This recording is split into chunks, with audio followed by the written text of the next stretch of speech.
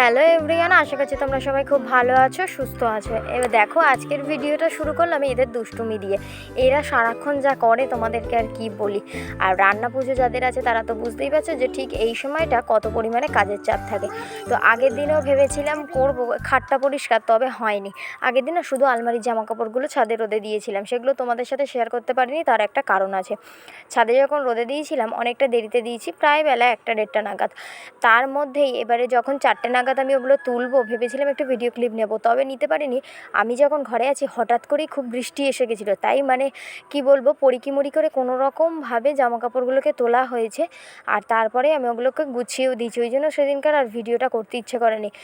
এমন বিরক্ত লেগেছে না তোমাদের কি বলবো, পুরোটা রোদ খেয়েছে আর তারপরেই বৃষ্টি এসে গেছে। আর এখন তো জানো যে ভাদ্র মাসে কখন খুব চড়া রোদ হচ্ছে, আবার কখনো ঝিরঝির করে বৃষ্টি এসেছে। ভাগ্যিস খুব জোরে বৃষ্টিটা পড়েনি, বড় বড় জলের ফোঁটা, তাহলে হয়তো সব জামা কাপড়গুলো আমার ভিজেই যেত। তারপরে দেখো চলে এসেছি। এই যে আমি আজকে ঝুল ঝাড়ছিলাম, একটু ভাবলাম যে খাটটা যখন পরিষ্কার করছি তাহলে ঝুলটাও ঝেড়ে নিই, নইলে আবার বিছানার উপর পড়বে। তাই ওগুলো পরিষ্কার করছিলাম। আর এদিকে খাটের তলায় কিছু জিনিস ছিল, দুটো টেডি বিয়ার ছিল, এই টেডি বিয়ারগুলো কেচে দেবো।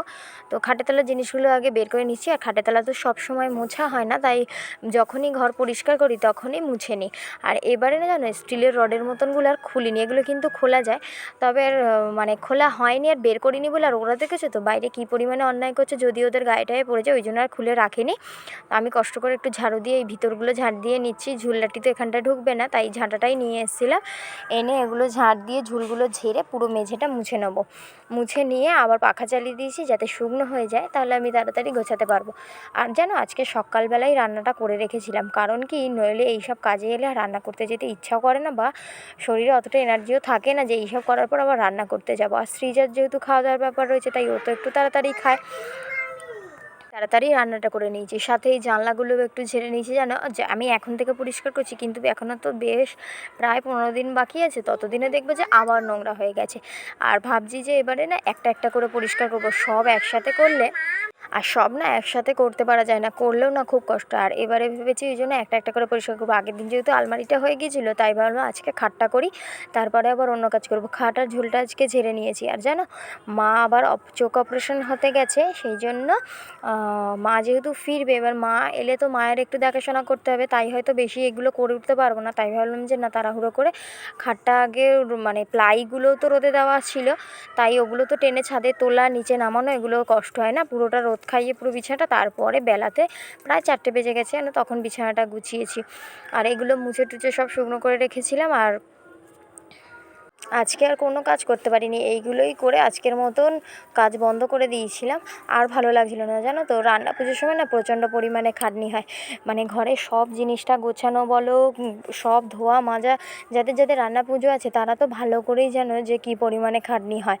আর এবছরে সানসেটের ওপরে যে জিনিসগুলো আছে সেগুলো ভেবেছি বের করব না, কারণ আমাদের তো বৈশাখ মাসে যখন ছাদ হলো তার অনেক দিন পরে জ্যৈষ্ঠী মাসে প্রায় আমরা ঘরে ঢুকলাম, তখন তো সব পরিষ্কার করে সানসেটে গুছিয়ে তোলা হয়েছিল। তাই ভেবেছি এবছরটা সানসেটের জিনিসগুলো বের করব না, নিচেরগুলোই সব পরিষ্কার করব। তাও এগুলো করব না করে দেখো কিন্তু দিনের দিন ঠিক হয়েই যায়। তবে বারান্দার ঝুলগুলো ঝাড়া হয়নি কিছু, শুধু ঘরটুকুনি করেছি। আর এই প্লাইগুলোকে এনে একা হাতে খাটে বিছিয়ে বিছানা করা না খুব রিস্কের ব্যাপার, খুব কষ্ট হয়ে যায় আর কি। আর এই প্লাইটা দেখো, তোমাদের দাদাভাই দুটো প্লাই সকালে রোদে দিয়ে গিয়েছিল, আর রোদ পেয়ে একটা একটু বেঁকে গেছে, তাই ঢকঢক করে যেন একটা আওয়াজ হচ্ছে, ঠিকঠাক পড়ছিলই না। তাই এই দুটো পাততে গিয়ে আমার খুব খাটনি হয়ে গেছে, কিছুতেই এগুলোকে ঠিকঠাকভাবে ফেলতে পারছি না। আর এই দুটো এমনভাবে পড়ে যে দুটো যদি ঠিকঠাক না পড়ে, এদিক ওদিক হয়ে যায়, তাহলে কিন্তু সেট হয় না, আর খাটে ক্যাচকুচ করে আওয়াজ হতে থাকে।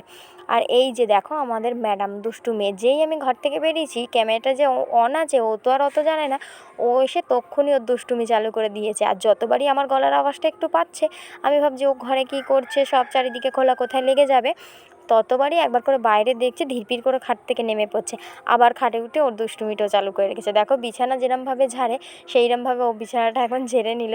ও কিন্তু রাতেও এরকম করে, জানো, মাঝে মাঝে ও যখন দেখে যে আমি এগুলো করি তখন ও চেষ্টা করে এগুলো। ওই যে কথায় আছে না, বাচ্চারা যা দেখে তাই শেখে। আর ওরা তো কিছু বোঝে না, তাই ওরা যেটা দেখে ভাবে সেটাই হয়তো ভালো কাজ বা সেটাই করতে হবে, তাই ওরা ভাবে ওগুলোই করতে হবে, তাই ওগুলো করতে চায়ও। আর তোমাদের দাভাইকে বললাম গদিটা একটু ধরো, পেতে নেই, প্লাস্টিকটা যেন ছিঁড়ে দিয়েছি, চারিদিকটা এমন ছিঁড়ে গেছিলো বাজে লাগছিলো, তাই ভেবেছি পরে একটা কভার কিনে এতে দিয়ে দেবো। আর এই লেপটা দেখো এক জায়গায় পুরো খেয়ে নিয়েছে। কি হয়েছে বলো তো, তখন যখন সৃজা ছোট ছিল তখন ওর যে ওপরে প্লাস্টিক পাতা হতো বিছানাতে, একটা ক্লথ মানে কি টেবিল ক্লথের মতন যেগুলো হয় সেগুলোই একটা বড় সাইজ ওর পাতা ছিল। এবার সেইটা একটু লিক ছিল, আমরা বুঝতে পারিনি। ও টয়লেট করতো বা জল পড়ুক যাই পড়ুক ওইখান দিয়ে লিক করে তলায় যেত, আমরা তো জানতাম না। তাই আস্তে আস্তে অনেক দিন পর যখন বিছানা তুলে দেখছি ওই রকম হয়ে গেছে ওই জায়গাটা। আর দেখেছো ঝুল্লা ঠেলিও কীরকম অন্যায় করছিল। এই রকম অন্যায় যদি করতেই থাকে তোমরা নিশ্চিন্তভাবে কি কাজ করবে বলো তো। তো 3টে বালাপোষ ছিল, আমাদের 3টে বালাপোষ পাতা থাকে আর কি। এইটা নতুন বালাপোষ, এর কভারটা দিয়েছিলাম কিন্তু কভারটা একটু ছোট বলে না, তাই আবার খুলে রেখেছি। আর এইটা তো সিনথেটিক কাপড়, তাই একটু হড়কে হড়কে নেমেও যায়। তো যাই হোক, দেখো কী পরিমাণে ধুলো উঠছে। আজকেও জানো এই লেপ বালিশ এগুলো রোদে দিয়েছি, তখনও বৃষ্টি এসে গেছে। কী যে হচ্ছে আমার সাথে আমি বুঝতেই পারছি না, যখনই রোদে দিচ্ছি তখনই বৃষ্টি আসছে। আর এমন ছুঁড়ে ছুঁড়ে তুলেছি তাড়াহুড়ো করে যে ধুলো হয়ে গেছে অতটা। আর এদিকে পৌলুমিও দেখো, ক্যামেরাটা একটু ফাঁকা পেলেই হয় ওদের দুজনের, কেউ না কেউ সামনে এসে দাঁড়াবে, একটু অন্যায় করবে। ওদের কি ভালো লাগে। তবে কি বলো তো, আমার যেহেতু ফ্রন্ট ক্যামেরাটা খারাপ, তাই তো ফ্রন্ট ক্যামেরায় ওরা নিজেকে দেখতে পায় না, আমার সবসময় ব্যাক ক্যামেরাই করা থাকে। ওই জন্য দেখবে অনেক সময় কোনো ক্লিপ আর কি তোমার কেটে যাচ্ছে বা আমার মাথাটা দেখা যায় না, সেগুলো আমি কিছু বুঝতে পারি না জানো তো। তাই ওগুলো আমার কিছু করার থাকে না। বা অনেক সময় ভিডিওটা হয়তো অনই করি না, এদিকে সব করে ফেললাম, তারপর দেখলাম যে ভিডিওটা আমি অনই করিনি। তো তখন এই প্রবলেমগুলো আমার হয়েই থাকে। তো কি বলবো, আর এইসব কাজগুলো করতে করতে আজকে সারাদিনের মতো হয়ে গেল। এখন আমি খাওয়া দাওয়া করিনি, ভেবেছিলাম বিছানাটা পেতে নিয়ে তারপরে খাওয়া দাওয়া করবো। কেন বলো তো, বিছানার এগুলো চাগিয়ে চাগিয়ে এনে বিছানাটা আবার নতুন করে পাতা, এটা খুব খাটনির একটা ব্যাপার। আর চাদরটা পাততে তো আমার ভীষণই কষ্ট হয়, খুব মানে টাইট করে না হলে এদিক ওদিক সরে যায় বলে আমার খুব বিরক্ত লাগে। তাই অনেক সময় ধরে বিছানার চাদরটা আমি পাতি।